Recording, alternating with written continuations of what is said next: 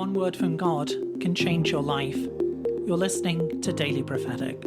Some things in life have felt too tangled to sort out easily. Thoughts and emotions, the pressures of life, they've been pulling you down and back.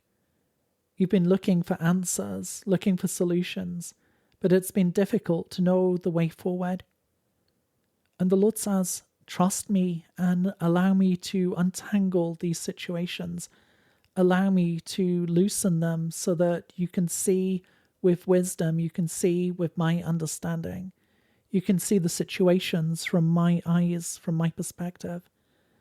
Do not be afraid, for I'm untying the knots. I'm untangling the things which have been trying to choke you.